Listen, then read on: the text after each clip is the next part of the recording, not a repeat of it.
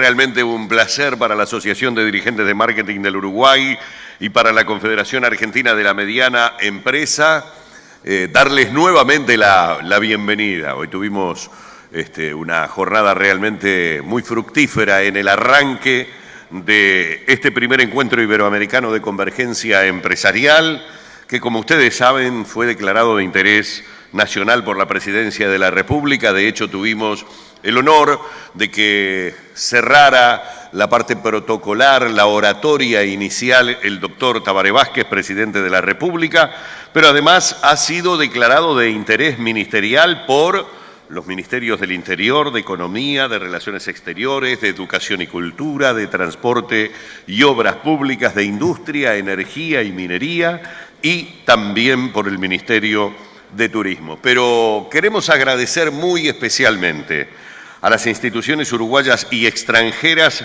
que nos han apoyado para llevar adelante este foro y a los presidentes y representantes de las mismas que hoy están acompañándonos y que seguramente también lo harán en el día de mañana. Uruguay 21, Academia Nacional de Economía, Confederación de Cámaras Empresariales, Asociación de Despachantes de Aduana, Cámara de Industrias del Uruguay, Cámara Nacional de Comercio y Servicios, Asociación Rural, Cámara de la Construcción, Cámara Uruguaya de Tecnología e Informática, Unión de Exportadores del Uruguay, Asociación de Escribanos del Uruguay, Asociación de Ingenieros del Uruguay, Andebu, AUDAP, Cámara Inmobiliaria, Cámara Mercantil de Productos del País, Asociación de Jóvenes Empresarios, Cámara de Comercio Latina de Estados Unidos, Consejo Empresarial Alianza por Iberoamérica, Consejo Iberoamericano para la Productividad y Competitividad, Asociación de Marketing de España, Uruguay and American Chamber USA, Cámara de Comercio Paraguayo-Uruguaya, Club de Ejecutivos de Paraguay, Asociación de Dirigentes de Empresas de Argentina. Auspician en categoría Diamond, Asociación Española, Ministerio de Interior, Ministerio de Industria y Energía y Minería, Ministerio de Educación y Cultura y Ministerio de Transporte y Obras Públicas. Categoría Platinum, Habitat e ITC, Innovación, Tecnología y Consultoría. Categoría Gold, ANDE, Agencia Nacional de Desarrollo, SINUR, Corporación Nacional para el Desarrollo, Mediciones y Mercado y Securitas. Categoría Silver, Automóvil Club del Uruguay, Asociación de Despachantes de Aduana, Banco Central del Uruguay, Bantotal, Cámara de la Construcción del Uruguay, Escuela Nacional de Enfermería, CASMU, Cibeles, Corporación, Grinor, Grupo Cine, ILI, Intendencia de Colonia, Live Cinemas, Nativa, Páginas Amarillas, Radisson Montevideo, Rusconi y World of America. Bueno, y como les decíamos anteriormente, ya vamos a continuar. Tenemos ya nuestros expositores, conferencistas, también a quienes estarán coordinando este nuevo grupo. Simplemente recordarles que pueden seguirnos por el hashtag Encuentro Empresarial ADM. Reitero, hashtag Encuentro Empresarial ADM. Y continuando con el primer eje temático, ¿por qué invertir en América Latina? Coordinará la licenciada Nuria Vilanova, presidenta del Consejo Empresarial Alianza por Iberoamérica, junto con Viviana Ruggiero de Radio Carve y Canal 4. Vivi. Muy buenas tardes para todos. Les damos la bienvenida a este segundo bloque de este encuentro que nos tiene reunidos en el día de hoy. Y como decía Humberto, ingresamos en las demandas de inversión en América Latina. ¿Por qué invertir en América Latina? ¿Cuáles son las claves en Latinoamérica para captar inversión extranjera de cara a las necesidades y a las nuevas realidades? Y vamos a introducirnos en este tema con una presentación de la coordinadora de este bloque, con la licenciada Nuria Vilanova. Ella es fundadora y presidenta de Atrevia, la principal empresa de comunicación y posicionamiento estratégico de España. Una historia fascinante porque iniciaste siendo periodista, Nuria. Y también es presidenta del Consejo Empresarial Alianza por Iberoamérica, CEAPI, una organización construida por los más importantes empresarios de España, Portugal y Andorra, con intereses en América Latina y el Caribe. bienvenida y comenzamos con este tema con tu introducción. Bueno, pues muchísimas gracias, un placer estar aquí. Bueno, yo he venido porque, como dice una canción, me invitó don Enrique Iglesias y según la canción, cuando tú me dices ven, pues allí voy. Y aquí estamos junto con María José Álvarez, ambas miembros del Consejo Empresarial Alianza por Iberoamérica, que es esta asociación que tenemos la suerte de que don Enrique sea nuestro presidente. ¿Por qué invertir en Latinoamérica? También podría ser el título ¿por qué no invertir en Latinoamérica?, ¿no? Porque pues, estamos en un momento de un choque de trenes, una verdadera guerra entre China y Asia.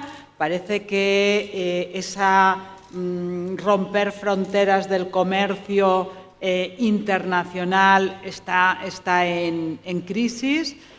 Proyectos que nos ilusionaron y parecían que iban a ser pues el germen de la nueva Unión Europea, como es la Alianza del Pacífico, ahí van y ahí estaremos dentro de unos días en Lima en el próximo encuentro, pero cuesta que arranquen. Tenemos en ciernes una cierta o probable o posible desaceleración económica. Parece que Latinoamérica pues, tiene que hacer frente a un Brasil que le cuesta recuperarse, Argentina, que además enfrenta ahora elecciones, pero que la presidencia de Macri no ha sido lo que todos esperábamos. Y para hacer el cóctel perfecto, cómo no, Venezuela, el tema o el gran hito, reto más importante de América, decía don Enrique en el almuerzo, desde la independencia. Un tema que no se cierra en las fronteras de Venezuela, de la que está el mundo pendiente, las mayores potencias, cada uno por un motivo diferente y todo el mundo pendiente, ¿no? Entonces, si tuviera que responder a la pregunta ¿por qué invertir en Latinoamérica?, pues diría que precisamente por esto, ¿no? Que estos son los motivos que nos hacen que hoy la única manera de hacer frente a estos retos en una economía global es la globalización y que frente a estos problemas o estas piedras en el camino deberíamos pensar también los puntos fuertes que tenemos.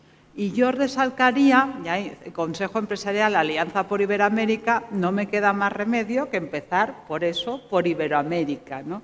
Yo creo que tenemos que ser conscientes de la maravilla que significa estar en un mercado de casi 600 millones de habitantes. Eso es un tesoro, una maravilla que a veces desde la conciencia de individualidad de cada país nos olvidamos, pero Iberoamérica es hoy una realidad porque además del esfuerzo que se hizo desde el liderazgo además de Enrique con la SEGIP de promover los encuentros, las cumbres de jefes de Estado, ha habido un trabajo de hormiguita, de día a día, de las empresas que han ido tejiendo una red empresarial entre todos los países que es muy importante.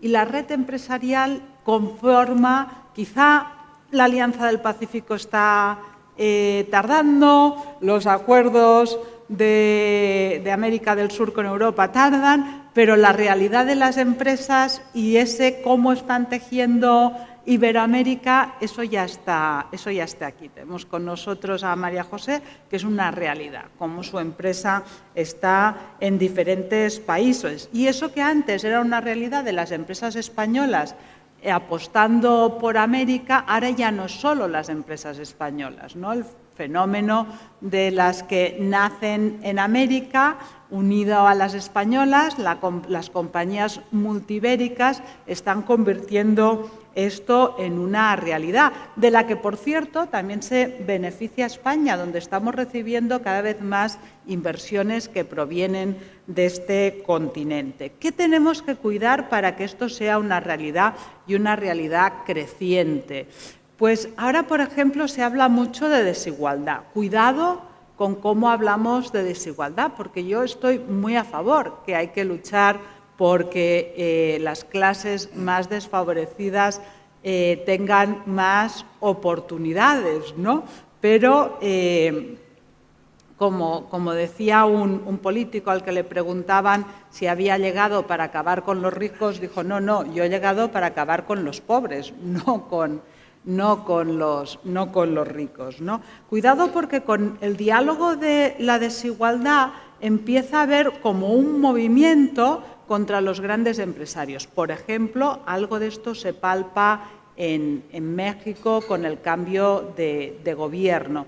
Y muchas veces los propios países son críticos con sus grandes empresarios y admiramos a los de fuera, ¿no? Pero si nos preguntáramos quién no quiere que haya Amancio Ortega en su país, que desarrollen grandes empresas como es el grupo Inditex y Zara, pues es mejor tenerlos o no tenerlos. Yo no tengo duda, es mejor tenerlos, ¿no? O si miramos países como China, que hoy es donde hay más multimillonarios, y nos acordamos de la China de los años 70, donde no había desigualdad, pero cobraban los diferentes personas, los chinos cobraban $1 al día, pues no sé cuál de los dos, bueno, yo creo que sí sé cuál de los dos modelos preferimos, ¿no? Entonces, cuidemos esa iniciativa privada que tiene esa capacidad de transformar, y la desigualdad no se lucha cortando por arriba, sino con inversión y más inversión y, por supuesto, pagando impuestos y que sean razonables y creando confianza. Estamos en un mundo, y salía en el panel de esta mañana, donde hay una ausencia de confianza. Las personas, incluso las que teóricamente están desinformadas, oyen que va a venir un cambio tecnológico, que va a haber grandes innovaciones, que en X años desaparecerán el 70% de los empleos, oyen que no hay dinero para las pensiones, escuchan todo esto, y en el diálogo político muchas veces no se habla de estos grandes temas, y estamos en otras batallas que no responden quizá a esos problemas a medio y largo plazo que tiene nuestra sociedad. Si a eso le añadimos el escándalo de la corrupción, pues nos encontramos con que las bases de los diferentes países pierden confianza en el sistema político, en la sociedad, ¿no?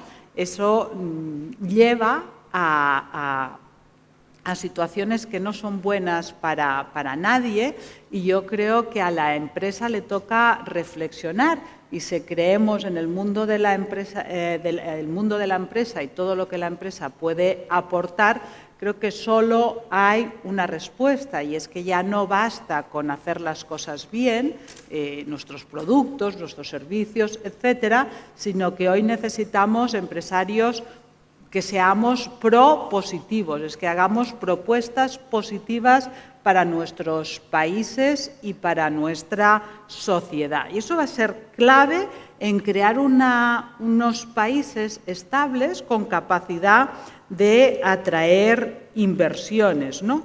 Y, por supuesto, muchos otros aspectos, ¿no? Como el animar y colaborar con nuestros gobiernos para que se haga lo que se tiene que hacer, como las infraestructuras. Eso significa a veces no mirar el corto, sino al largo plazo, porque todos hemos visto gobiernos que, entre subvencionar a unos agricultores en situación muy desfavorecida porque lo que cultivan no hay manera de exportarlo, o hacer una carretera, que permitirá exportarlo y venderlo a precios internacionales y no de mercado local, pues es más tentador la subvención, que es a corto plazo y que te da votos, que el largo plazo, ¿no? Tenemos que cuidar también la diversidad. Frente a estos grandes retos, necesitamos hacer las cosas diferentes para que las cosas cambien, ¿no? Y diversidad significa inclusión y poder tener la mirada de la generación Z, los que hoy tienen menos de 25 años y que ven cosas que nosotros no vemos, así como, por supuesto, de las mujeres, que todavía tenemos una presencia demasiado escasa en muchos ámbitos, ¿no?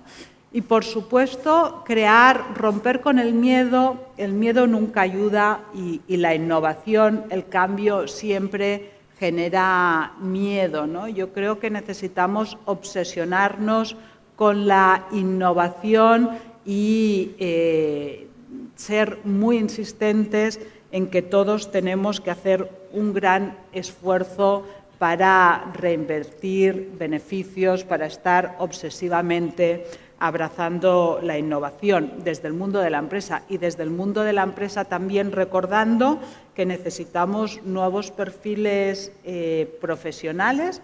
Por ejemplo, tenemos el reto de que aumenten los estudiantes de carreras STEM y en especial de mujeres en este ámbito.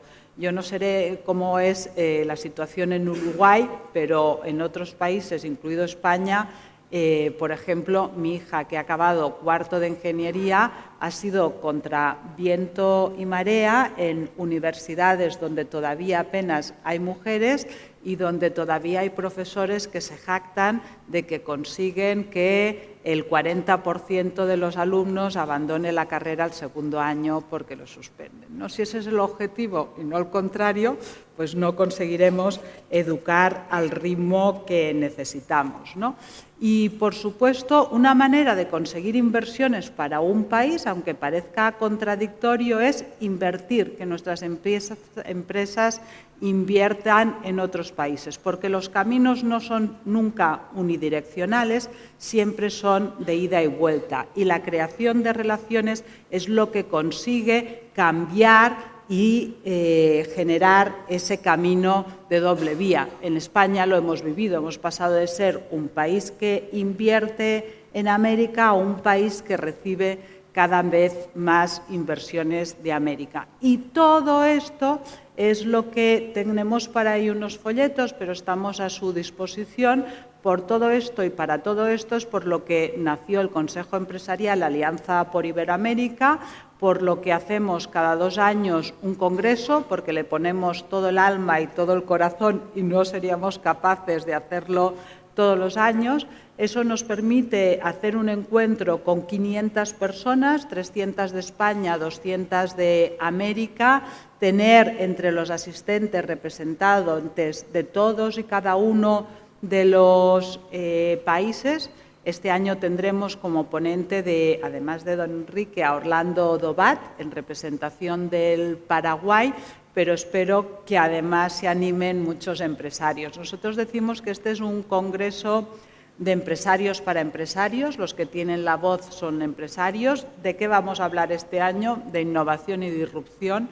No podíamos hablar de otra cosa porque ese es el gran reto, y lo vamos a hacer con la voz de los empresarios para saber cómo compañías tradicionales. Por supuesto, vamos a ver qué está pasando en nuevas empresas de inteligencia artificial, de Big Data, etcétera, pero también queremos ver cómo una compañía como Bimbo, que hace pan, pues está estudiando ideas diferentes, como si, por ejemplo, el pan, en vez de comprarse en el supermercado, lo puedes imprimir en tu casa con una impresora 3D. Eso es innovación, eso es disrupción, eso es no ponerte barreras y pensar que todo puede ser diferente, incluso el concepto del pan, ¿no? Trabajaremos en crear relaciones de confianza. En ese encuentro siempre es un encuentro para presidentes, CEOs y familias empresarias. No es delegable a directores de relaciones institucionales o de dirección comercial, etc. Entonces, hacemos unas mesas de 30 personas a puerta cerrada, sectoriales, donde, por ejemplo, alguien dice, yo me llamo María, me dedico a los hoteles y estoy buscando a alguien que me construya un hotel en Uruguay. El porcentaje, la de beneficio por inversión de capital es tanto. Y en esas mesas solo se puede decir sí, no, quizá, porque si empezáramos a decir yo tengo un primo que te puedo presentar, no podríamos hacerlas en una hora y no se harían proyectos, ¿no?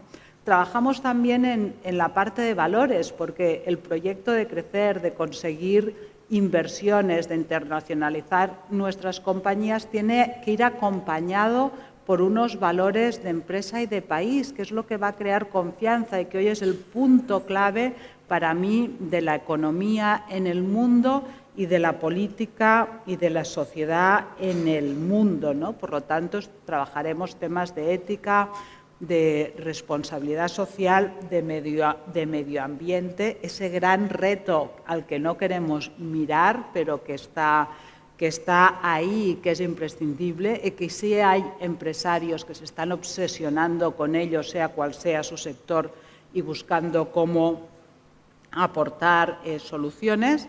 Haremos un apartado solo para jóvenes, de Next Generation, y otro para mujeres. No solo para mujeres, porque también los señores tenéis mucho que decir en cómo incorporar las mujeres en las diferentes facetas del mundo de la empresa.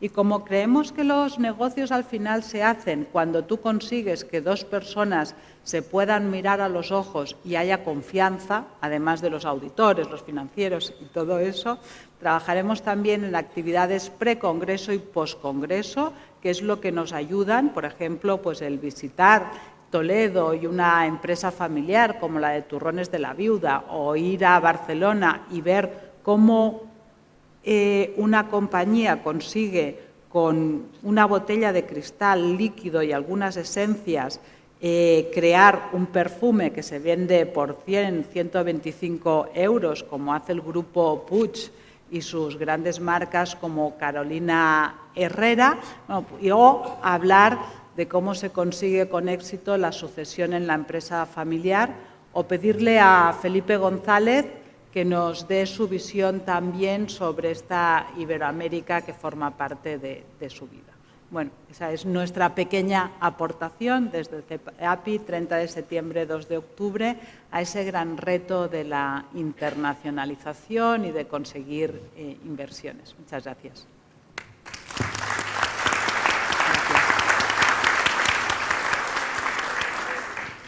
Gracias, Nuria. Sin duda que, bueno, pese a que aún faltan algunas alianzas políticas, se han encontrado oportunidades y hay muchas oportunidades en Latinoamérica para invertir. Ahora nos vamos a posicionar en un país que está dentro de la región, en Paraguay, y para eso vamos a recibir al economista José Cantero. Él es presidente del Banco Central de Paraguay y nos va a hablar justamente de las razones para invertir en América Latina.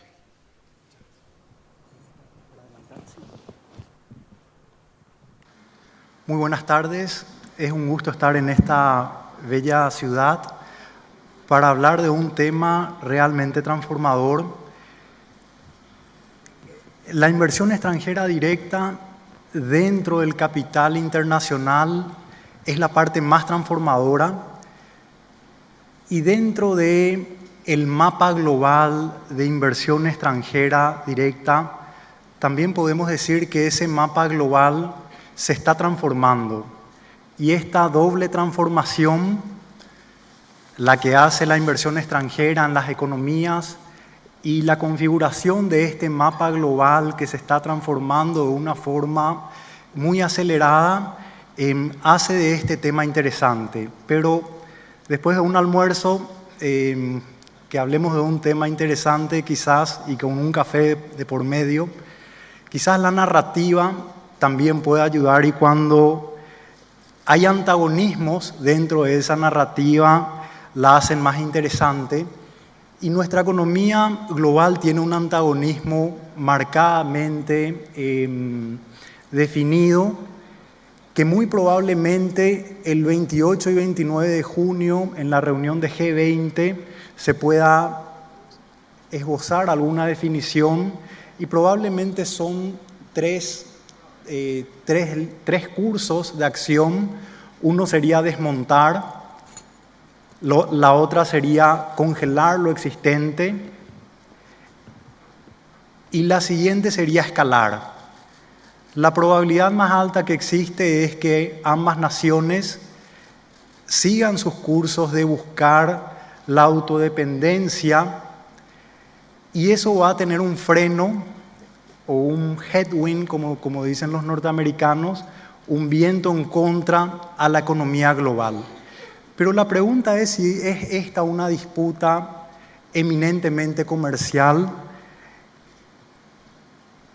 La otra cara de esta disputa obviamente es quién se hace dueño de lo que está emergiendo, quién va a ser el protagonista de esta nueva revolución industrial, que es la cuarta, que surgió recientemente, que no sabemos hacia dónde va a ir. Una revolución que implica el Big Data, la inteligencia artificial, biotecnología, robótica, impresión 3D y un conjunto de cosas que hacen que las líneas que separaban antes los negocios y los modelos de negocios, hoy al incorporar esto, esas líneas se vuelvan muy difusas. Y estos países, los países de avanzada, están teniendo una estrategia agresiva y a la vez defensiva. Ofensiva en el sentido de que escogen cuáles son las industrias, los sectores y los tipos de empresas que puedan complementar su visión estratégica o su visión país, y hoy defensiva, elevando muros para que estas integraciones de modelos de negocios no repercutan en ese liderazgo que quieran llevar adelante estos países. Los modelos o los diseños de la estrategia de inversión extranjera surgen de ambas fuerzas, del sector privado que busca ventajas y oportunidades en otras economías, y también de los esfuerzos de las políticas públicas de configurar una línea de acción. Y podríamos decir, en una forma simplista de pensamiento, que existen tres estrategias. Una sería de la empresa a la empresa, que también la podríamos identificar como vertical, donde las empresas buscan en qué parte de la cadena obtendrían más beneficio y cómo dar negocio a esa cadena. Los países, a través de las políticas públicas, también buscan identificar esas brechas para que la inversión puedan ir ahí. El business to customer también es una forma en que las empresas ven las oportunidades que ofrecen naciones, principalmente economías muy grandes que tienen centros de consumo importantes, y a través de estas redes de nuevos negocios montan una nueva estrategia.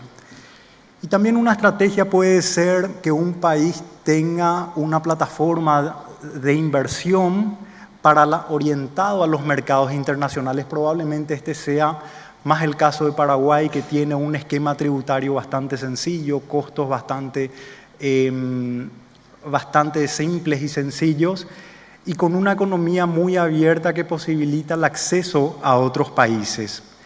Pero el punto es que las plataformas y los modelos de negocios o los modelos del pensamiento, del diseño de las estrategias de países para atraer inversión, también se están erosionando por la tecnología. Hoy, a través del celular, a través de dispositivos, uno puede operar desde distintos mercados, obteniendo más rentabilidad y atendiendo a más consumo, a más consumidores, sin necesidad de afincarse en países. Y esta visión de una estrategia también la podemos enmarcar en lo que sería orientar las inversiones, por ejemplo, a la producción primaria, a la minería, a la manufactura de origen agropecuario, a la manufactura de origen industrial, de bajo, medio y alto contenido tecnológico, a la orientación de servicios, que se necesita otra plataforma más sofisticada, más digitalizada, a la infraestructura. Y podemos decir que la economía paraguaya se transformó en los 10 últimos años. En los 10 últimos años no existía en Paraguay una manufactura de origen agropecuario en el sector aceites. Tampoco existía una manufactura de origen agropecuario en el sector cárnico. Hoy en conjunto las exportaciones de manufacturas de origen agropecuario en Paraguay superan a las exportaciones de producción primaria y en ese sentido estas inversiones transformaron nuestra matriz productiva. Las manufacturas de origen industrial, dado que Paraguay es una plataforma para la inversión de exportaciones, ha posibilitado que el año pasado por primera vez estas exportaciones superen $1 billón. Al configurar una estrategia y al tener una línea, las transformaciones pueden ser más rápidas.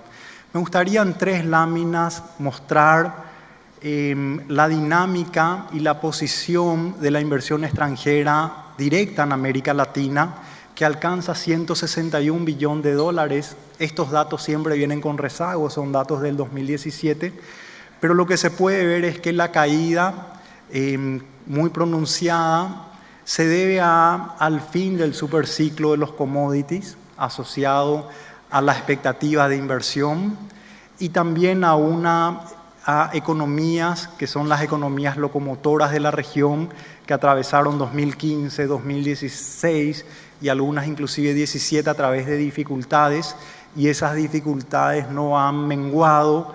Por lo tanto, la expectativa hacia adelante es de revisión.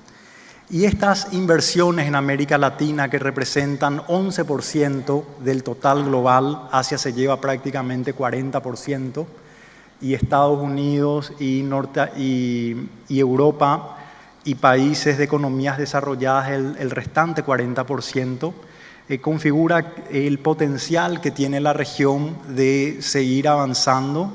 Vemos que principalmente se destina a servicios, a manufactura.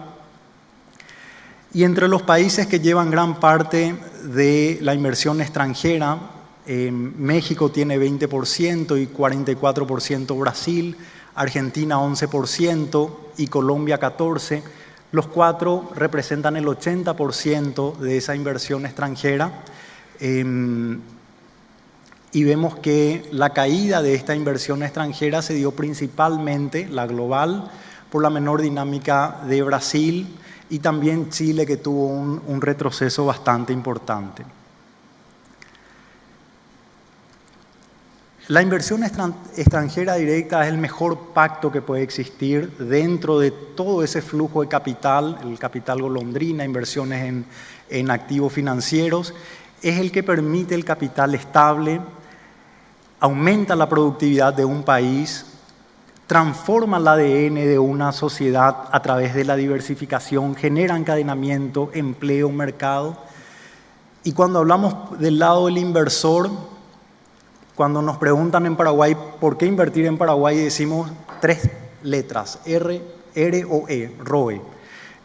Por el nivel de rentabilidad que tiene América Latina y en nuestro caso el de Paraguay, por los recursos naturales, también por las habilidades que puedan existir y por la presencia en nuevos mercados. Al observar cuáles son las ventajas tangibles, se puede ver que la productividad de nuestros países, si vamos a comparar, por ejemplo, con Alemania, en todos los sectores están ampliamente rezagados, y al ver Paraguay aún más, en América Latina cuando nace una empresa, o nace informal o formal, las que nacen informal tienen condenada la productividad, y las que nacen en el mundo de la formalidad con una productividad bastante baja. La inversión extranjera es incorporar esa capacidad productiva, que es la parte negativa de nuestro crecimiento. Nuestras economías crecen por mayor trabajo, por mayor capital, pero no por capacidad productiva. Y la brecha de inversión también es un potencial que tenemos. Hay 3 I's muy importantes: inversión, infraestructura e instituciones. La brecha de infraestructura está, la inversión extranjera está, pero la capacidad institucional para que estas inversiones puedan fluir es la carencia que tenemos en América Latina para poder cerrar estas brechas de infraestructura. Los crecimientos, para ver algunos puntos de lo que dice la literatura económica, por qué invertir en América Latina o por qué invertir en nuestra región. Los ciclos de nuestras economías quizás se volvieron más estables últimamente, ese es el caso también de Paraguay, pero podemos ver que al tener presencias en varios mercados y como nuestras economías no se mueven de forma pareja, hay una oportunidad de diversificar esos riesgos en la región para estas inversiones extranjeras y eso neutraliza o reduce cualquier impacto que pudiese surgir.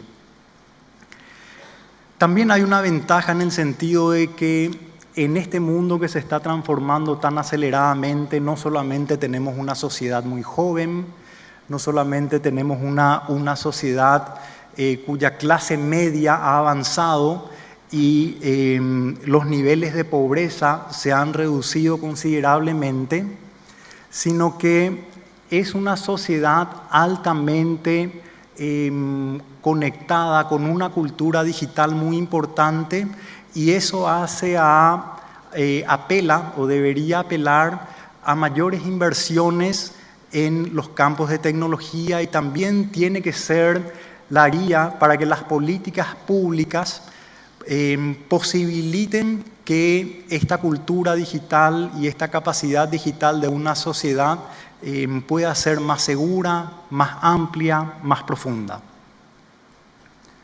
Los costos laborales, si comparamos, por ejemplo, si Alemania es un 100%, nuestros costos laborales en los países de la región son muy bajos. Ese también es el caso de Paraguay. Y estos costos bajos son uno de los condimentos para que la inversión extranjera pueda obtener una rentabilidad importante. Como les decía, el empresario o las decisiones empresariales finalmente se toman en cuál va a ser la rentabilidad en el tiempo y considerando que los márgenes a nivel internacional están en retroceso y también los márgenes en la región, si vemos los márgenes y la rentabilidad de la inversión extranjera directa, mantuvo una desaceleración que estuvo a la par del fin del superciclo de los commodities. Pero en líneas generales la región es bastante rentable. ¿Cuáles son los factores decisivos para la inversión en América Latina?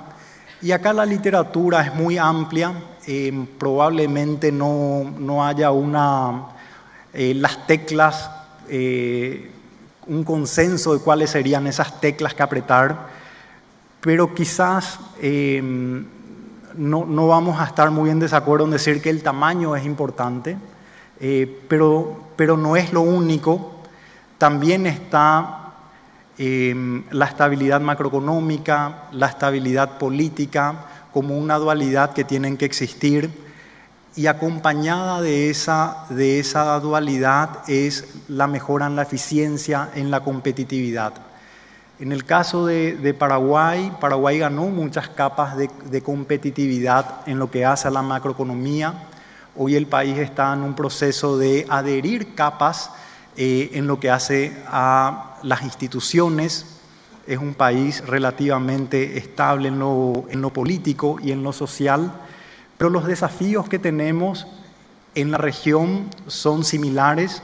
Hay un esfuerzo importante que tenemos que hacer para que la eficiencia y la competitividad sea una nueva capa, sea como la roca para que la inversión extranjera directa pueda afincarse en la región. Y dentro de estos obstáculos para invertir nuevamente el aspecto institucional dentro de lo que pudiésemos mencionar, la burocracia, la regulación, el nivel de corrupción, la inseguridad jurídica. Son aspectos institucionales que hacen que la inversión extranjera tenga en cuenta como detrimentos o como impedimentos, como obstáculos para invertir en la región. Estos puntos tienen que llevar a una agenda privada y pública para debatir y encaminar acciones que hagan que nuestros países sean más competitivos, más transparentes y con una orientación orientada a atraer la inversión extranjera. Quizás no hay una representación tan magnífica de la evolución de una economía que la de la mariposa, que desde una oruga se va transformando en un capullo, y dentro de ese capullo va cocinando su ADN y se va convirtiendo en un ser distinto, en un ser con otra inteligencia, con otras capacidades, con alas. Y esa es la transformación del ADN de nuestras economías que requerimos. Y el punto en común que tenemos es que la inversión extranjera es parte de esa transformación, pero también es parte de la transformación de las empresas. Las empresas, para evolucionar, para seguir siendo competitivas, para transformarse en este mundo de alta complejidad, tienen que ir por el camino de la internacionalización, ir por el camino de emprender en nuevos mercados, de la reinvención, de ser muy innovadores.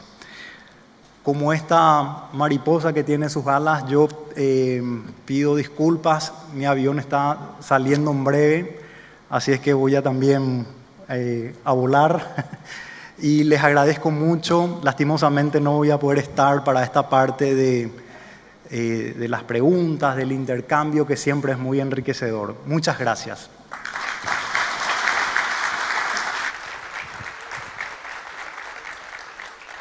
Muchas gracias, José Cantero, presidente del Banco Central de Paraguay. Sin duda mencionaste muchos términos muy importantes: ciclos económicos estables, institucionalidad, estabilidad, características que encuentran empresarios que invierten en la región. Ahora es el turno del economista Germán Ríos. Él es director representante del Banco de Desarrollo de América Latina, que acaba de instalar una sede regional aquí en Montevideo preciosa. Hace 17 años que está vinculado a CAF y nos va a hablar en el día de hoy sobre las políticas públicas para el crecimiento y el aumento de la inversión. Bueno, en primer lugar, agradecer a ADM por la oportunidad de estar hoy acá. Yo creo que esto es un privilegio, tener la posibilidad de compartir con personalidades de toda Iberoamérica y poder debatir ideas y escuchar cosas que probablemente a veces cuando estamos en nuestra propia dinámica doméstica no tenemos la posibilidad de hacerlo. Así que felicitaciones a ADM por la iniciativa. Yo, como dijeron en mi bio, soy economista. Cuando tenía el pelo un poco más negro, estudiaba por un libro, ¿no?, que era la Biblia para nosotros los economistas, con un nombre muy original. El libro se llamaba Macroeconomía, ¿no? Y ese libro, Macroeconomía, era de un profesor alemán del MIT muy famoso que se llama Rüdiger Dornbusch, ¿no? Este profesor tenía un gran amor por América Latina, entre otras cosas porque una de sus alumnas, economista brasilera muy famosa, Eliana Cardoso, lo conquistó y se casaron, o eso de lo conquistó, no sé si suena bien en términos de género, pero algo así pasó. Y el hecho es que venía mucho a América Latina y daba ruedas de prensa, ¿no? En una rueda de prensa está el profesor Dornbusch, que era un alemán ahí con un acento en inglés muy pesado, ¿no? Y le preguntan: profesor Dornbusch, si usted tuviera que describir América Latina en una sola palabra, ¿qué diría? Y el profesor, con su acento alemán muy fuerte, dijo: good. Y el periodista le insiste y le dice: bueno, profesor, y si tuviera que describirla en 2 palabras, ¿qué diría usted? Y el profesor dijo: not good, ¿no? Y lo que yo quería un poco con esta anécdota era contarles un poco lo que es América Latina a la Dorbush, ¿no? Y esto se parece a una revista aquí en Uruguay que tiene lo más y lo menos, pero yo creo que es importante tener un balance de cuáles son las cosas buenas de América Latina y las que no son tan buenas. Las cosas buenas, Nuria nombró algunas de ellas. Somos el país de las multilatinas y las iberolatinas, muy importantes.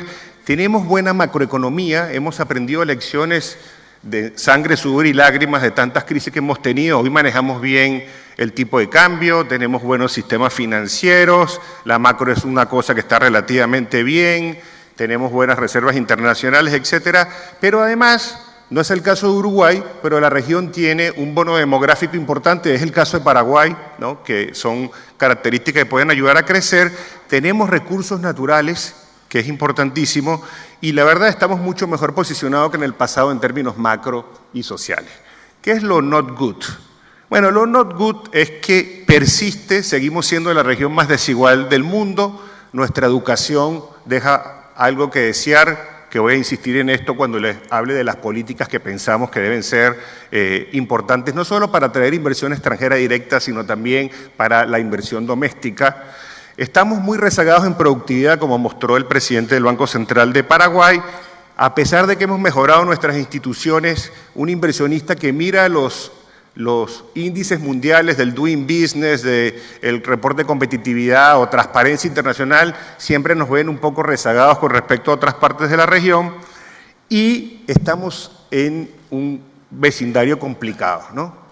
Tenemos varias crisis económicas acá y además los vecinos de fuera tampoco se están portando muy bien, con lo cual tampoco es que las perspectivas económicas sean muy positivas en este momento, con lo cual tenemos que hacer un esfuerzo interno y doméstico muy importante, porque lo cierto es que ningún país de América Latina se puede sentir complacido creciendo en promedio al 2%, porque al 2% no vamos a aumentar los niveles de ingreso ni vamos a poder combatir los otros problemas sociales que aún tenemos. Déjenme rápidamente pasar, esto se suponía que iba a llover hoy, pero no llovió, pero lo cierto es que estamos como en el medio de una tormenta a nivel internacional. Y esta tormenta tiene que ver con algo que ya se mencionó, la pelea entre China y Estados Unidos, la desaceleración de China que nos impacta muy importantemente por todo el tema del precio de los commodities y todo el tema de la posibilidad de agregar valor a nuestras exportaciones. Y además, cada día hay más dudas sobre el crecimiento de la economía mundial, entre otras cosas porque no se termina de resolver el Brexit y porque la economía de Estados Unidos, a pesar que está creciendo, pareciera que no lo está haciendo sobre los fundamentos más importantes. Además de la parte coyuntural, tenemos algunos problemas estructurales que yo creo que son importantísimos de resolver para poder tener estas políticas de atracción de inversión extranjera. Tal vez en el que me voy a enfocar en esta presentación, y es el más importante para nosotros, es la baja productividad. Ahora les voy a hacer una autopsia de la productividad en América Latina, donde miramos lo que tenemos que tratar de hacer en ese tema, que es muy importante. La exclusión social y la desigualdad. Me voy a enfocar un poco en el tema de educación, que creemos que es muy interesante, y todo el tema del fortalecimiento de las instituciones, porque la verdad es que cuando una persona está pensando invertir en América Latina, la primera fuente de información a la que va es a todos estos índices que tenemos mundiales y que nos dicen cuál es la situación de los países, ¿no? Y si nosotros de repente domésticamente pensamos que todo lo estamos haciendo bárbaro, pero cuando nos comparamos con el resto del mundo tenemos que tratar de diferenciarnos y hacer que esos capitales se fijen en nosotros. Entonces, si yo tendría que resumir el reto de América Latina, yo lo resumiría de la siguiente manera: pasar de la macroeconomía, que la hemos hecho bien, preservando las ganancias que hemos tenido, que son fundamentales e importantísimas, como las mejoras sociales y la creación de la clase media, pero mejorar nuestras políticas microeconómicas. Yo creo que ese es el reto que tenemos. Nuestro presidente de ENCAF habla sobre el Pacto por la Productividad como uno de los mensajes más importantes para poder avanzar. ¿Y por qué? Porque si uno ve el crecimiento potencial de América Latina, ha venido descendiendo y además estamos muy mal en términos de productividad comparativa con otras partes del mundo. De hecho, en esta autopsia de la productividad que les quería mostrar, lo que muestra este gráfico es que nosotros tenemos el 26% del ingreso per cápita de los Estados Unidos. Eso es a pesar de que nuestra participación laboral, nuestra tasa de empleo y nuestras horas trabajadas por trabajador son muy parecidas a las de Estados Unidos. Con lo cual, la única explicación posible a la baja productividad y a la diferencia entre ingreso per cápita entre Estados Unidos y América Latina es que la productividad por hora y la productividad del trabajo es muy baja. Cuando el presidente del Banco Central de Paraguay mostraba el tema de los costos laborales, obviamente uno paga y recibe por lo que paga, ¿no? Y estamos recibiendo una productividad muy baja. Y cuando uno analiza de esa productividad tan baja, ¿cuál es la principal razón? No tiene que ver con el uso, la intensidad del capital físico ni el uso del capital humano, tiene que ver con la productividad total de factores. Esto lo que nos lleva es a cómo mejorar esa productividad. Si a eso le sumamos algunas tendencias que nos mencionaron anteriormente de cómo va a ser el mundo del trabajo en el futuro, 65% de los niños que están hoy en primaria no saben o no existe el trabajo que van a hacer. Digamos, hace 5 años el trabajo de influencer no existía y hoy en día es un trabajo muy popular, ¿no?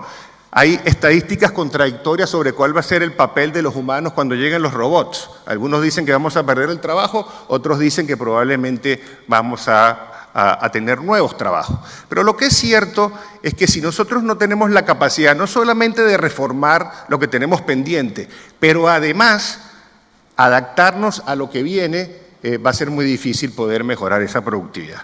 Ahora, sin querer entrar en recetas y enfocándome en pocos puntos, quisiera contarles cuáles son las cosas que nosotros pensamos que pueden mejorar esa productividad y que además nos pueden ayudar a apalancar esa inversión extranjera directa. Obviamente es fundamental cómo hacer que el capital humano y las habilidades se adapten al mercado de trabajo. Un tema importantísimo que ustedes lo viven a diario es cómo mejorar el transporte y la logística para reducir los costos que a veces las exportaciones o las importaciones tienen que afrontar porque la estructura de la infraestructura o de la logística no está acorde con las necesidades productivas del país. El emprendimiento, esto es fundamental. Es importantísimo tener la capacidad de generar nuevos negocios y nuevas ideas, inclusive alrededor de lo que ya hacemos bien, que es la producción de recursos naturales, y utilizar mucho la innovación y el conocimiento para agregarle más valor. Obviamente esto nos ayudaría a diversificar nuestras economías y esto es lo que nosotros pensamos que nos podría llevar a un escenario virtuoso de mayor atracción de inversión extranjera directa.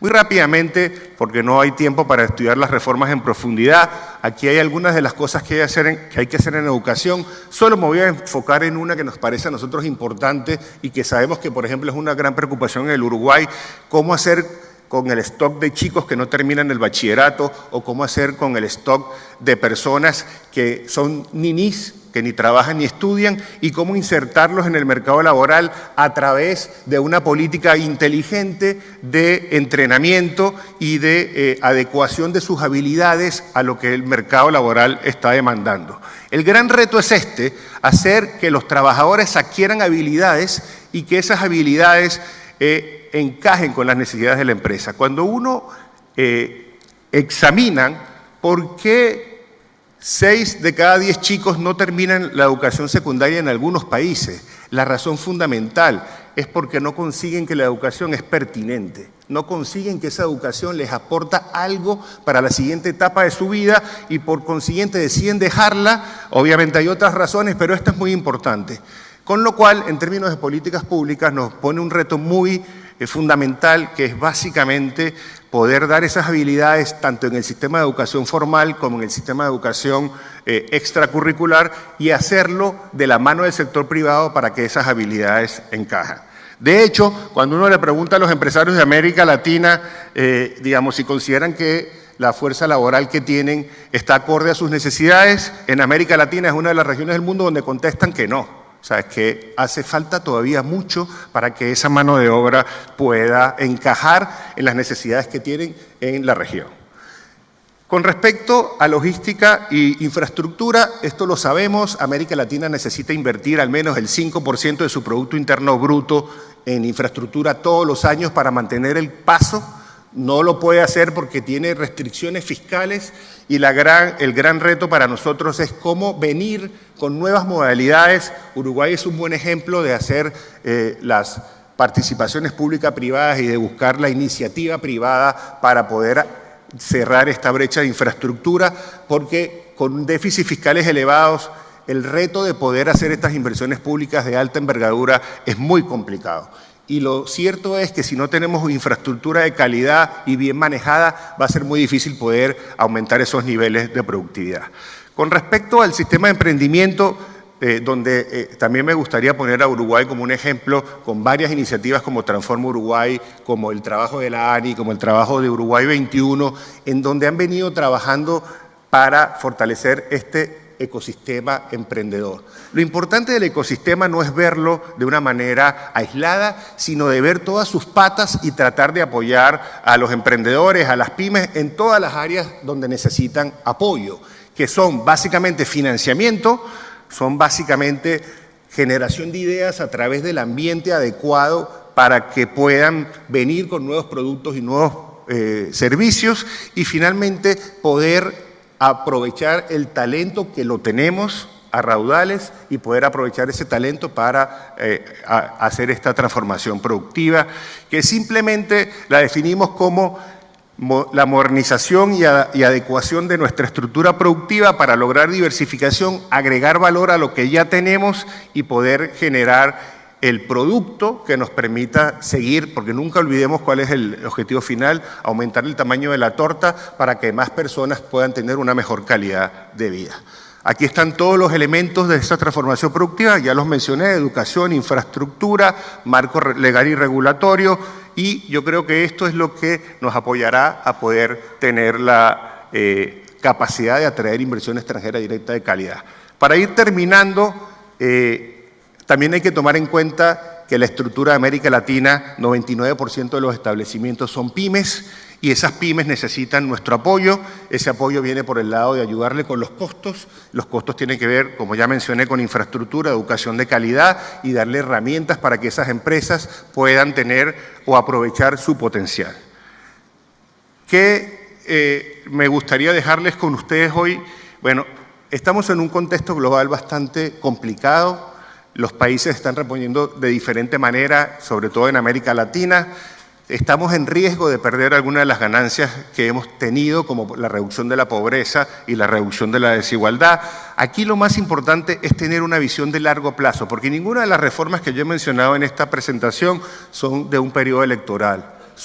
Se hacen a través de consensos, son de largo plazo, porque las inversiones de infraestructura son de 18, 20 años, los ecosistemas de innovación no se hacen de la noche a la mañana y la educación no se mejora por un decreto, sino que es un trabajo que hay que seguir hacia adelante. Y algunas opciones de política que tenemos en este momento, dentro de un contexto fiscal complicado, es fortalecer nuestra política fiscal a través de buscar espacios para poder financiar toda esta agenda de reformas que pasa por la educación, que pasa por la infraestructura y que pasa por el emprendimiento. Ser creativos, nos toca ser creativos y buscar nuevos mecanismos, no solo para traer inversión extranjera directa, sino también para poder financiar las cosas que tenemos que hacer como nuestros deberes para que esto funcione.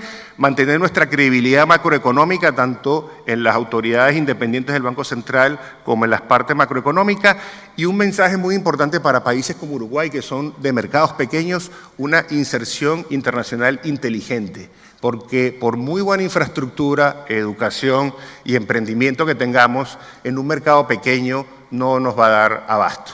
Y tenemos que apostar por salir y tenemos que apostar por insertarnos a los mercados internacionales. Por eso, ojalá que Nuria tenga razón y pronto aprobemos el libre comercio entre el Mercosur y la Unión Europea. Y finalmente, y ya no hablo más, transformación productiva es el nombre del juego. Muchas gracias.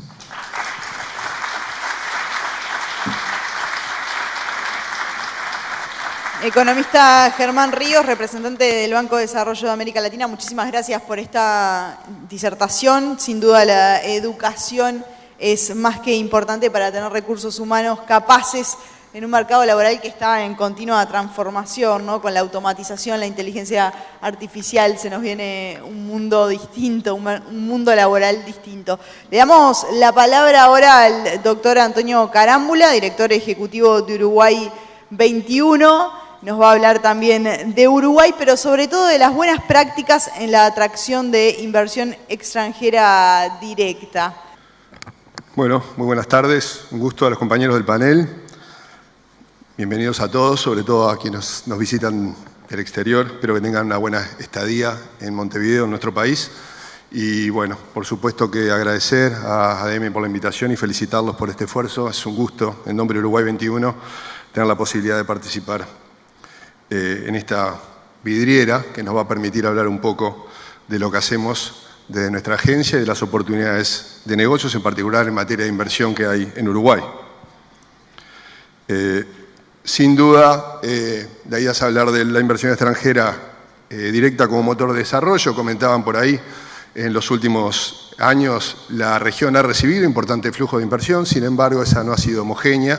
En este caso Uruguay, gracias a un marco favorable y al buen desempeño económico, hemos recibido importantes flujos de inversión, muy por encima de lo que históricamente recibía el país. Estamos hablando que desde el año 2008 al 2018, ya teniendo en cuenta el 2018, hubo un enlentecimiento en ese sentido, un 3.5% del Producto Bruto. Estamos hablando también de un Producto Bruto en expansión, o sea que la inversión ha llegado a Uruguay de manera importante. El Banco Interamericano de Desarrollo y la OCDE en el año 2017 realizaron un estudio sobre el papel de las agencias de promoción y el papel de la inversión extranjera en nuestros países, independientemente de los resultados, que nos dio bastante bien. Si no me creen, pueden mirar la página del Banco Interamericano de Desarrollo, donde está el informe, pero independientemente de eso habla de la importancia que tiene el derrame de la inversión extranjera en nuestras economías, en particular cómo las empresas extranjeras se encadenan con las empresas nacionales, cómo se generan cadenas de proveedores, cómo se generan puestos de trabajo, y todo eso resulta muy importante para el país. La inversión, por supuesto, que impulsa el crecimiento. En nuestro caso, además, quiero hacer énfasis en el crecimiento con inclusión. Germán hablaba recién de lo fuertemente desigual que es nuestra región. Nosotros, cuando hacemos las presentaciones en el mundo, con orgullo mostramos que Uruguay es el país con menos desigualdad, que mejor reparte, que tiene el mejor índice de Gini, y ese es un objetivo que permanente hemos tenido, porque coincido con lo que decía Nuria, el objetivo es acabar con la pobreza, y en ese sentido hemos trabajado para hacerlo. Y es un motor de la innovación, en particular en algunos sectores. Los avances tecnológicos han permitido transformaciones importantes. Uruguay, que tradicionalmente ha sido un país agropecuario, antes solamente productor de alimentos, hoy se agrega también todo el sector forestal madera. Bueno, ha habido importantes avances que han permitido transformaciones en esos sectores, en particular en el sector forestal, aunque tenemos todavía cuentas pendientes. En el caso del sector forestal hemos trabajado mucho en la transformación química y por supuesto que la celulosa se va a transformar en breve, ya lo está haciendo, en el principal producto de exportación de bienes, pero también tenemos que apostar a inversiones que nos permitan aprovechar la madera que tenemos y trabajar en la línea de la transformación mecánica. Por supuesto también que hay que tener en cuenta el impulso al desarrollo económico y social que da el país, la generación de empleo. Hablaba del encadenamiento de las empresas, de la generación de proveedores, la mejora de infraestructura que tanto necesitamos y que al cual Germán hacía referencia. Uruguay durante este periodo impulsó un programa de desarrollo de infraestructuras de unos 12.000 millones de dólares, cuyo proyecto más conocido, muchos de ustedes sabrán, la semana pasada se presentó acá casualmente el Ferrocarril Central. Como bien decía Germán también, nos ha permitido no solo ejecutar una buena parte de ese plan de infraestructura, sino también lecciones como es el caso de la forma de financiamiento y de la participación público-privada. De hecho, estamos hablando en este caso de un proyecto de casi 1.000 millones de dólares que va a permitir el desarrollo de un ferrocarril que va a viabilizar, entre otras cosas, una inversión en una planta de celulosa de más de 4.000 millones. O sea que las infraestructuras, cuando hay inversión desde el Estado, financiada como sea, eso también ayuda a que otras inversiones lleguen al país. Y por supuesto también colabora en la diversificación de las exportaciones. Después voy a hacer algún comentario a la diversificación en lo que tiene que ver con las exportaciones de bienes, pero sobre todo quería hacer una referencia a los servicios globales. Uruguay ha hecho importantes infraestructuras y hoy en distintas verticales, particularmente, bueno, las TICs, Uruguay, las tecnologías de información desde la década del 80, Uruguay es un importante productor y exportador de software en los últimos tiempos. También todo lo que tiene que ver con farma y ciencias de la vida y en particular con los servicios corporativos han hecho que empresas globales decidan deslocalizar algunos de sus procesos, instalarse en el país de manera secuencial además, porque lo hacen en distintas plataformas, centros corporativos de servicios, headquarters, centros de trading, logísticas, y eso ha permitido que hoy, si consideramos lo que tiene que ver con las exportaciones de servicios globales propiamente dicho, más el trading, estamos hablando de más de 3.000 millones de dólares de exportación, el 20% de lo que Uruguay exporta y unos 20.000 puestos de trabajo. Uruguay sigue siendo un importante exportador de bienes, un importante exportador de alimentos de calidad, pero los servicios, al que hay que agregar el turismo, que es uno de los principales sectores de la economía, pasaron a ser muy importantes. Simplemente, de manera muy rápida, hablar de algunas buenas prácticas, la importancia de la promoción internacional asociada a la marca, en lo que tiene que ver con el enfoque a mercados claves, con la participación público-privada y utilizando herramientas de promoción de punta, innovadoras, el trabajo sectorial, especializándonos en algunos sectores en particular y, por supuesto, que la articulación interinstitucional. Voy a hacer alguna referencia a la que ya hizo Germán. Creo que es un gran valor, que se ha implementado durante estos últimos años, que es el sistema de transformación productiva y competitividad del Estado, también conocido como Transforma Uruguay, que nos ha permitido trabajar no solo a nivel del sector público de manera más ordenada, más organizada, sino también a nivel del sector público y privado. La promoción internacional, entonces, en primer lugar, quería hacer referencia que en el marco de ese sistema la agencia está llevando adelante una experiencia piloto en acuerdo con la Cancillería que nos ha permitido tener antenas comerciales, de manera piloto, reitero, en 6 ciudades: San Pablo, Nueva York, Londres, Berlín, Beijing y Guangzhou, capital de Guangdong, en el sur de China, donde Uruguay abrió su último consulado general en China el año pasado. Esto nos está permitiendo amparándonos o posicionándonos en algunas de las razones que tienen que ver con nuestra marca y por las que nos conocen, sin duda el fútbol. Supongo que el evento hoy termina antes de las 8, ¿no? Pues si no va a ser complicado. El fútbol, por el cual nos conocen en el mundo y en muchos países por lo que básicamente nos conocen, nuestra gastronomía, nuestra cultura, la presencia de alguna autoridad, en este caso el ministro de Industria Monsecchi, en el evento que realizamos en Alemania, estuvimos en la feria de Hannover y en Berlín realizando un día de Uruguay, donde la cultura y la gastronomía estuvieron presentes para fomentar los negocios, o solo pongamos de ejemplo también, en el caso de Japón, el año pasado por primera vez recibimos al primer ministro de Japón en nuestro país. En esa oportunidad, en conjunto con el presidente de la República, anunciaron la próxima apertura del mercado de carne. Esto se confirmó el 7 de febrero y los primeros días de marzo estábamos con un grupo importante de empresas participando de Foodex, realizando una presentación en nuestra contraparte en Japón, que es JETRO, la Agencia de Promoción de Inversiones, haciendo una presentación con el ministro de Ganadería, en este caso amparados en nuestra carne, para más de 150 potenciales inversores y un día de Uruguay con características similares a las que le hablé antes. Estos son algunos ya realizados y otros que se van a realizar este año asociados a las antenas comerciales a que hice referencia recién. La importancia del trabajo sectorial, agronegocios, infraestructura y logística y servicios globales, cual hice referencia recién. Sin duda la especialización del trabajo sectorial es un plus que tenemos que aprovechar y profundizar.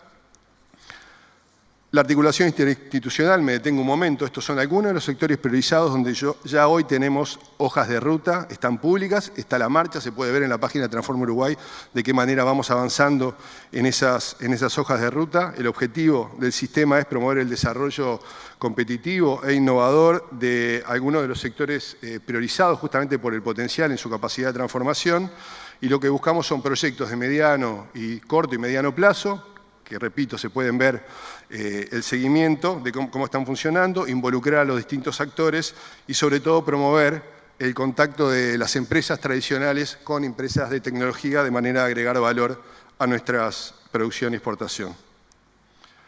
En esta línea también es importante recibir inversiones, pero es importante que las empresas ya instaladas, la inversión extranjera ya instalada, reinvierta en el país.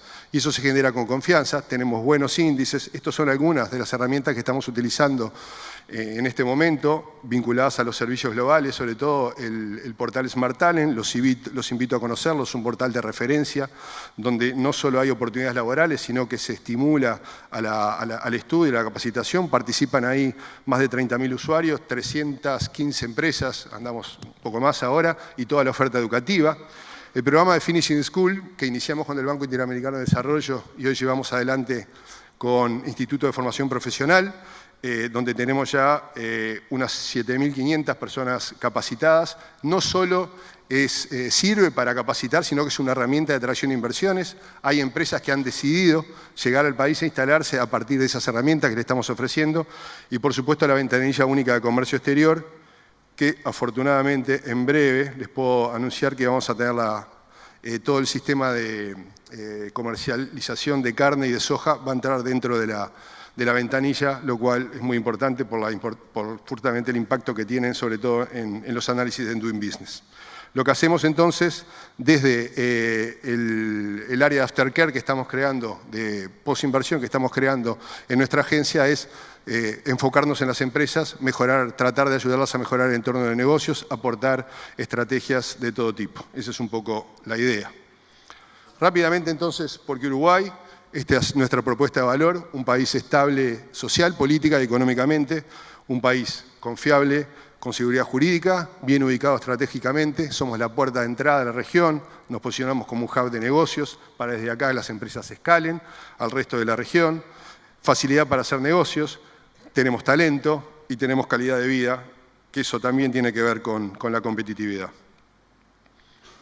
Bueno, estos son algunos de la figuración de Uruguay en los rankings. Acá competimos sobre todo con Costa Rica. Anda por ahí mi colega de la Agencia de Inversiones de Chile, con el cual también competimos en muchos de estos rankings. Estos de democracia, equidad, transparencia, control de la corrupción, nos encuentran en primer lugar y sin duda son importantes, son indicativos en el momento que las empresas a nivel global toman la decisión de instalarse en un país. Al mismo tiempo, dentro de esa propuesta de valores, el crecimiento sostenido que hemos tenido en el largo plazo. Como verán, pusimos como base 100 en el 2008, siempre el crecimiento por encima de la región y en comparación con nuestros vecinos. Hemos tenido un crecimiento del 3.7 por encima de la media de Latinoamérica. Bueno, y si bien estos son días más difíciles, aspiramos a que este crecimiento se siga manteniendo y de hecho los organismos internacionales así lo señalan. El otro valor que tenemos que cuidar como un tesoro sin duda es la calidad crediticia. Estos son los países que tienen hoy grado inversor. A la derecha, para ustedes, a la izquierda de la lámina se ve las consultoras internacionales que nos dan esa calificación. Hay que agregar en el 2019, en el mes de mayo, el mes pasado, Standard & Poor's también nos mantuvo la nota crediticia y la perspectiva, lo cual sin duda es muy bueno. Un país confiable entonces para la inversión extranjera. El stock de inversión extranjera es del 47%. Tengamos en cuenta que en los 90 era del 6%. O sea, estamos hablando de cifras importantes en los últimos tiempos. Y bueno, y acá está el principal origen de la inversión, tradicionalmente Argentina, España, Estados Unidos, en los últimos tiempos asociado al desarrollo del sector forestal madera, Finlandia y Chile aparecen como jugadores importantes. El otro tema es el Doing Business, la facilidad para hacer negocios. No tenemos diferencia entre capital nacional y extranjero, no es necesario tener una contraparte local y no tenemos límites a la dotación de capital extranjero ni a la repatriación de capitales, lo cual todo resulta importante en el momento de tomar decisiones. Nuestro régimen de promoción de inversiones, la seguridad jurídica a las empresas, la ley de promoción de inversiones da importantes exoneraciones en materia de impuestos a las rentas, también el régimen de zonas francas, tenemos casi una docena de zonas francas donde exportamos mucho a la región y al mundo, y también los regímenes de puerto y aeropuertos libres que nos distinguen en la región. Esta gráfica es un estudio nuevo que realizamos y que tiene que ver justamente con cómo la inversión extranjera directa impacta en nuestras exportaciones. Por supuesto que no están todas, pero están algunos de los principales rubros. En el caso de la celulosa, el 100% de lo que exportamos, estamos hablando de más de 1.500 millones de dólares, y esto se va a superar con la nueva planta. Todas es producto de la inversión extranjera instalada acá. Productos agrícolas, estamos hablando del 76%, más de 1.000 millones de dólares. La carne bovina, el 72%, más de 1.300 millones de dólares, el concentrado de bebidas, que se exporta de zona franca, unos 472 millones de dólares, y productos farmacéuticos. Una manera más de valorar la importancia que tiene la inversión extranjera directa. Y por si esto fuera poco, y esto también es competitividad, la calidad de vida con la cual nos caracterizamos, y sobre todo en Montevideo. Germán no lo dijo, pero supongo que está muy bien acá en Uruguay. Muchas son las publicaciones que nos ubican en el primer lugar, a Montevideo como capital y a Uruguay como país. Y bueno, esperemos que aquellos que nos visitan por primera vez tengan la oportunidad, si no es en un futuro cercano, de visitar y disfrutar de esa calidad de vida a que hacía referencia. Si me permiten, voy a usar los últimos minutos para presentarles un pequeño video.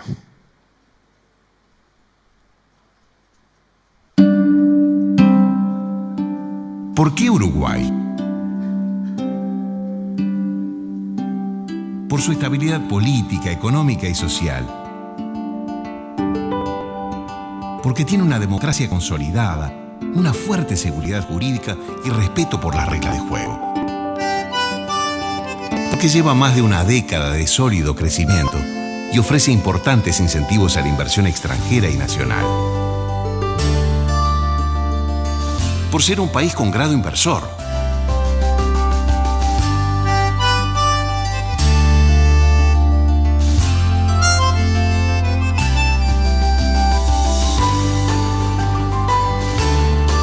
Es fácil hacer negocios en Uruguay. Por su ubicación privilegiada como puerta de entrada a la región, un mercado de más de 400 millones de habitantes. Porque es un socio estratégico para concentrar y distribuir mercaderías. Por su infraestructura logística y tecnológica líder en el continente. Uruguay es el país latinoamericano con mayor penetración de Internet y velocidad de descarga. Por su modelo de desarrollo con equidad, su capital humano competitivo, de alta formación técnica y universitaria.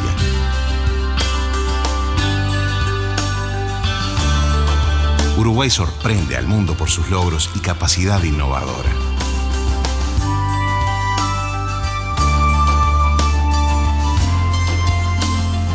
¿Más razones para elegir a Uruguay?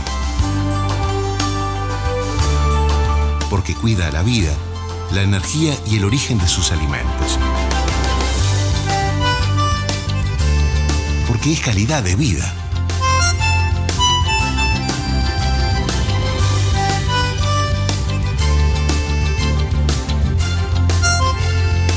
Uruguay, país para invertir, trabajar y vivir.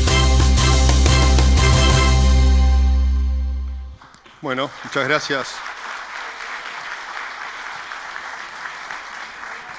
Espero haberlos convencido, o por lo menos haberles despertado la curiosidad de que Uruguay es un país en que vale la pena hacer negocios, en que vale la pena invertir y que vale la pena visitar.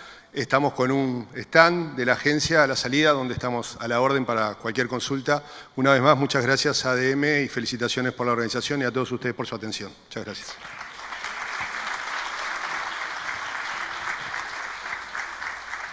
Doctor Antonio Carámbula, director ejecutivo de Uruguay 21, le agradecemos mucho por esta presentación de Uruguay, que terminó con este video que seguramente a algunos que nos estén visitando por primera vez le dé ganas de quedarse unos días o de volver. Vamos a invitar, para ir cerrando el panel, y si tenemos tiempo vamos a hacer algunas preguntas, a la señora María José Álvarez. Ella es presidenta del grupo EULEN de España, que tiene miles de empleados, una importante facturación y es ejemplo de éxito. Ella nos va a hablar sobre la internacionalización de una empresa de servicios, la experiencia de EULEN y el momento actual. Bienvenida. Hola, buenas tardes. Bueno, no sé si se me oye. Si se me oye bien, porque no sé si no me acerca. Bueno, después de lo que ha hablado Antonio, creo que si me dais la residencia me vengo. Bueno, buenas tardes a todos. En primer lugar, quería dar las gracias a este primer Congreso Iberoamericano de Convergencia Empresarial por darme la oportunidad de estar aquí en unas fechas, además, muy señaladas, muy significativas, Para mí, porque estamos a punto de volver a Uruguay después de nuestra ausencia durante 10 años, 9 años en concreto. Yo creo que en los próximos días podremos decir que nos hemos vuelto al país. Estuvimos en su momento y por distintas circunstancias salimos, pero queremos volver y ya os digo que pretendí que entre hoy y mañana pudiese firmar el acuerdo. Bueno, estas cosas de que se meten los abogados y demás, ¿no? Y afilan el lápiz y es imposible llegar a un acuerdo. Bueno, el caso es que creo que tardaremos un par de semanas más.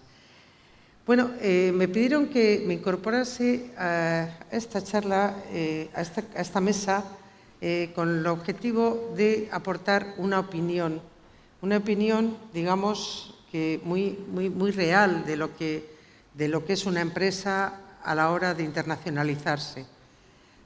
Nosotros, como empresa, primero me gustaría dar algunas puntadas sobre quiénes somos. Somos una empresa que se dedica a la prestación de servicios a empresas, es decir, todo aquello que concierne a lo que vosotros llamáis la tercialización, que nosotros llamamos externalización. Somos una empresa con 60 años de experiencia. Somos una empresa familiar 100%, de nacionalidad española. Estamos en segunda generación. Yo soy la segunda generación, está entrando la tercera generación y francamente les va a costar un poco. Digo les va a costar porque insisto en que para entrar a trabajar en las empresas familiares hay que entrar desde muy abajo, sufriendo mucho más de lo que se piensan y esto te permite posteriormente asumir responsabilidades. Estamos en 14 países, tenemos una facturación de unos 1.700 millones de euros y algo que para nosotros es muy importante. Siempre te preguntan cuál es el capital de la compañía. Bueno, pues el principal capital de la compañía es el capital humano. Y ahí puedo dar garantía porque somos 94.000 personas en el mundo trabajando para este búho que algunos conoceréis en distintos países. Este es un sector, el sector de los servicios, es un sector que exige una inversión muy pequeña inicial, con lo cual no tiene barreras de entrada.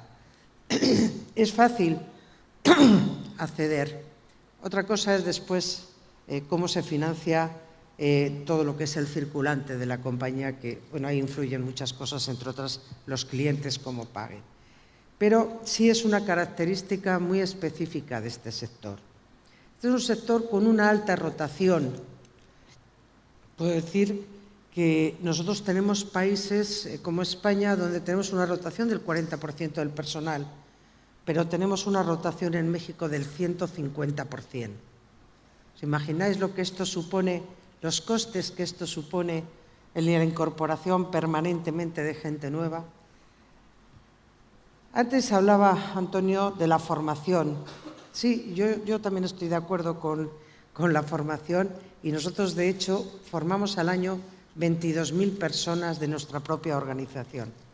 En cuanto a formación en reciclajes, en innovación, en inserción social, etcétera, formamos 22.000 personas. Bueno, pues aún así os puedo decir que nuestro índice de rotación es muy alto, pero es muy general en todo el sector. También es un sector con una abstención laboral muy importante. Creo que le llaman absentismo laboral muy alto. Este absentismo en España depende mucho de la crisis, del momento de la crisis. Gracias.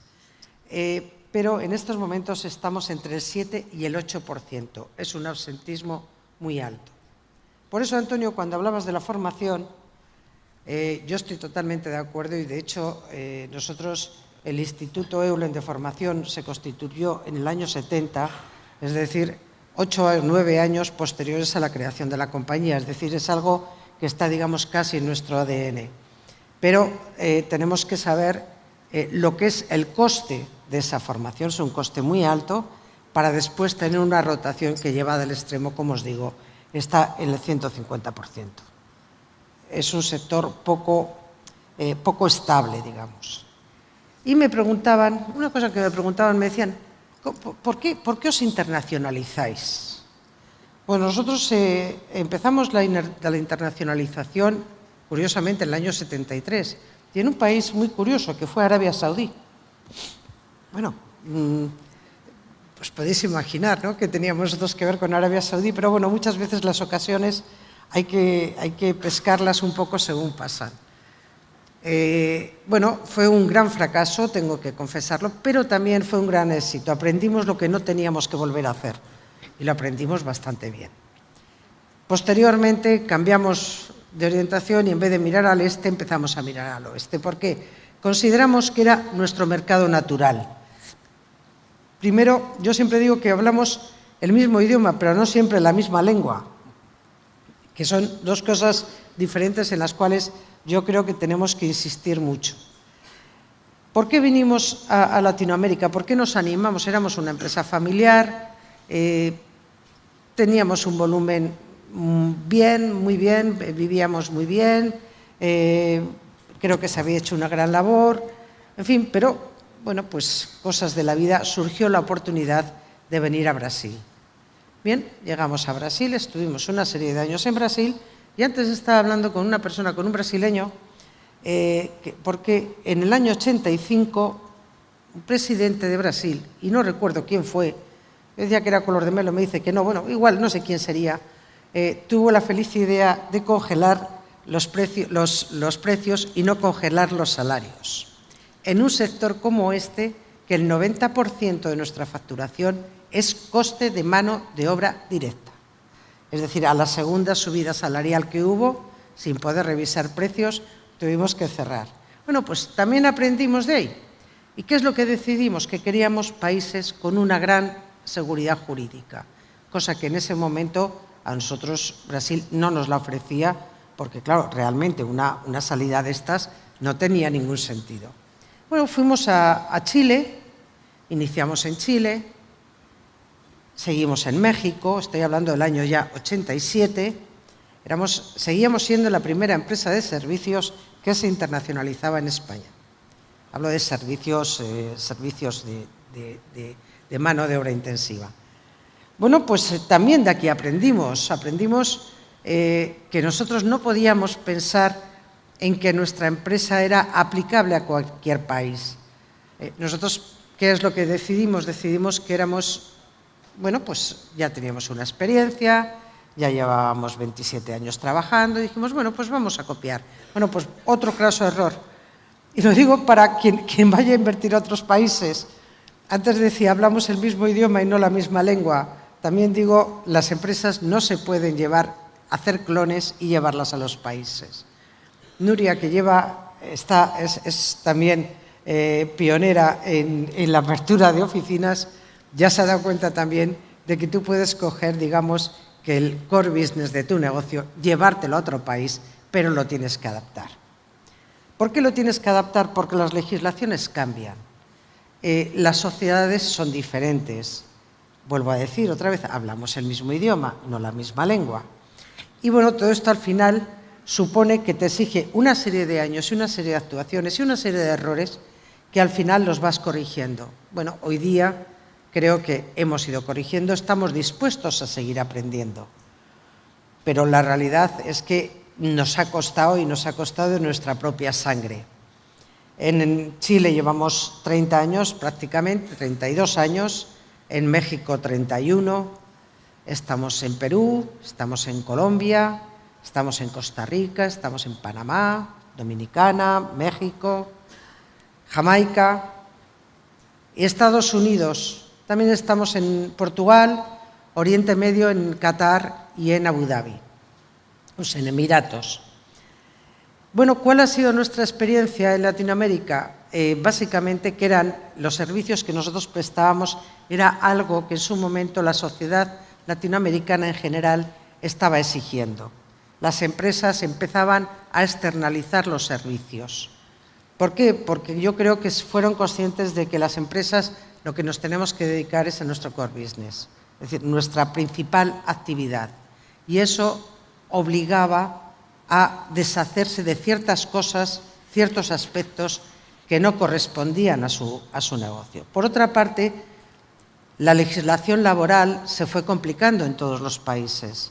No hay que olvidar que trabajar con mucha gente exige un control laboral tremendo, una gestión laboral, una gestión de pagos de nóminas, de cotizaciones a la Seguridad Social, de deducciones por IRPF, de altas, de bajas, de gestión como os decía antes, del absentismo, de la rotación, de la propia formación. Es decir, hacía crear en las empresas casi otro mundo, que era la gestión de ese personal. Bueno, se fueron externalizando y nosotros estábamos allí porque éramos expertos en eso. Hoy es el día que os puedo dar datos. En Chile tenemos 12.000 trabajadores, en México tenemos 10.000 trabajadores. Algunos de vosotros pasaréis por México, ¿verdad? Pues aquí quería hacer un inciso. En el aeropuerto de México tenemos 1.500 personas, de las cuales un 10% son personas discapacitadas. ¿Alguien se había dado cuenta de eso? ¿Alguien había pensado en lo que podemos hacer dando trabajo, un trabajo digno a personas con una discapacidad funcional? Bueno, yo simplemente lo planteo como casi como un reto.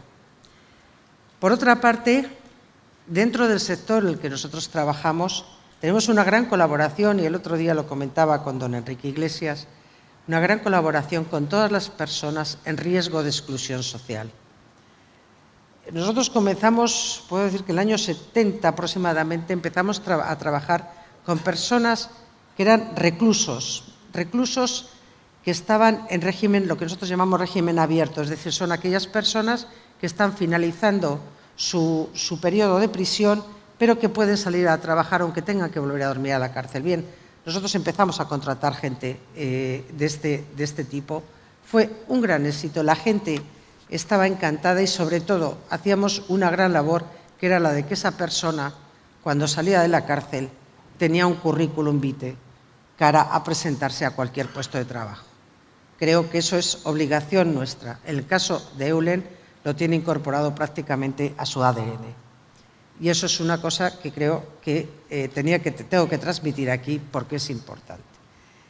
Hay otro factor dentro del sector nuestro, y eso no hace mucho estaba en un país, y no quiero decir cuál era porque creo que no les va a gustar, que me decían el 75% de la población activa está en el trabajo informal, lo que nosotros llamamos la economía sumergida. Y en eso, aparte de que pueda llevar a abusos por parte de cierta gente, no estoy generalizando en absoluto, pero por parte de cierta gente, lleva a otro problema adicional que se está produciendo, y es el maltrato a la mujer. La mujer, y como me han puesto las luces, no veo si hay muchas o no, pero me han puesto unos focos, francamente. Bien, unas cuantas. Bien, creo que si nosotros dignificásemos a la mujer en el sentido de darles un puesto de trabajo digno, un puesto de trabajo legal, un puesto de trabajo que cotice la Seguridad Social y que pague los impuestos, señores, a muchas de esas mujeres no habría muchos hombres para toserles. Y perdón porque sé que esto hay algunos hombres a los que igual no les gusta, pero esta es la realidad.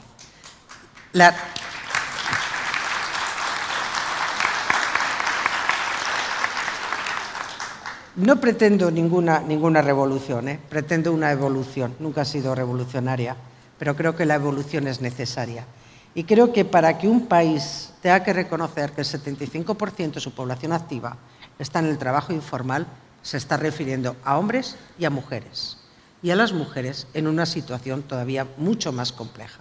Yo invitaría a los empresarios que estáis aquí a que no os peleéis por el maltrato a las mujeres.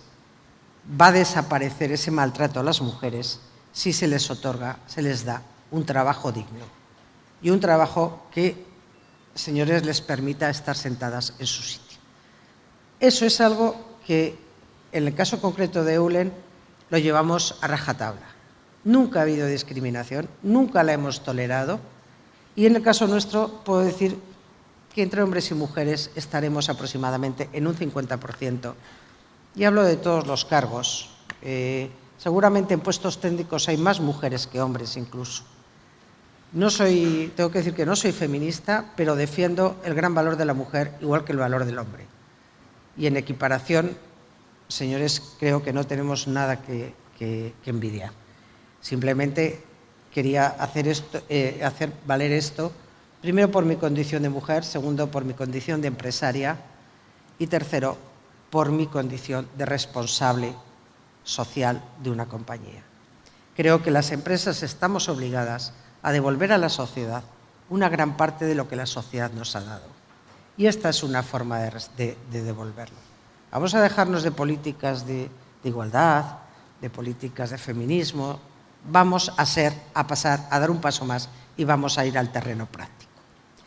Bien, me he ido un poco del tema, pero creo que es un tema interesante. Yo no hace mucho, en un foro similar a este, decía, señores padres, acostúmbrense a que sus hijas tengan las mismas oportunidades formativas que sus hijos.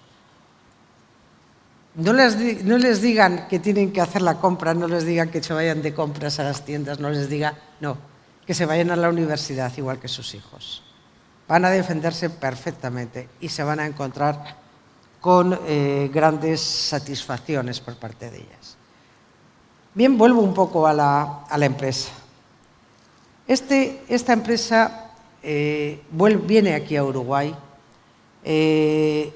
va a venir por adquisición de una compañía, pero no es nuestra costumbre. Normalmente llegamos a los países y podemos ir acompañados por ciertos clientes que nos reclaman, pero normalmente entramos solos y vamos creciendo lo que se dice a pulso o a pulmón. Eso significa que nuestros crecimientos no son excesivamente grandes, que en algunos países nos ha costado hasta 20 años entrar en break-even. Hemos sabido aguantar, pero hemos sabido aguantar porque nosotros llegamos a los sitios con vocación de quedarnos. Precisamente por esa vocación de quedarnos, esa vocación de continuar, es la que nos lleva a exigir una cosa para nosotros básica, y es la seguridad jurídica. Nosotros no venimos a hacer una operación y marcharnos, venimos a quedarnos. La muestra la tenemos, os vuelvo a decir, Chile llevamos 32 años, México 31, en Estados Unidos quizás sea el país más joven, donde estamos desde el año 2008 nada más, y muy localizados en la costa este, pero donde estamos en este momento en un proceso de adquisición de una compañía, porque como sabéis, Estados Unidos es demasiado grande para crecer a pulmón y ahí tenemos que doblegarnos a lo que realmente nos obliga un poco el sector en ese país. Bueno, no lo sé si esto os ha podido ayudar en algo, pero sí diría que hay 3 puntos en los que cualquier inversión en otro país, es decir, cualquier intento de internacionalización de una compañía son fundamentales. Primero, creo que hay que saber muy bien el mercado, cómo acepta el producto.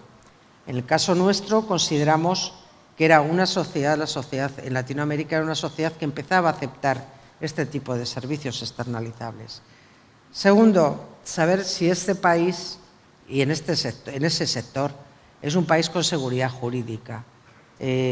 Cuando tú tienes el 90% de tu facturación suponen costes directos de mano de obra, el respeto al trabajador te obliga a tener una gran seguridad jurídica. Y tercero, pensemos en devolver a la sociedad lo que la sociedad nos da.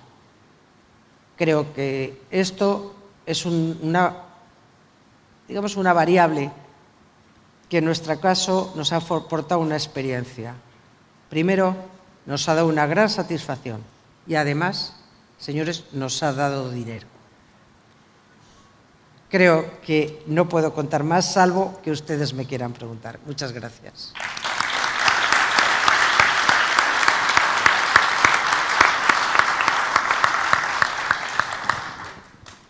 Bueno, llegamos al final de este bloque. Les agradecemos mucho a Nuria, a José Cantero, que ya se tenía que retirar porque tenía el vuelo previsto para las 15 horas, a Germán Ríos, a Antonio Carámbula y a María José Álvarez. Y esperamos que a todos ustedes les haya quedado un poco más claro por qué invertir en América Latina y hayan conocido un poco más sobre las claves de este continente y particularmente también de Uruguay, donde se concentró Antonio Carámbula desde Uruguay 21. Les agradecemos mucho, los invitamos a un break y luego de este corte vamos a seguir en tema porque se viene el nuevo bloque temático que va a continuar con América Latina y particularmente con las demandas de inversiones en América Latina. Así que vamos a seguir conversando sobre la región.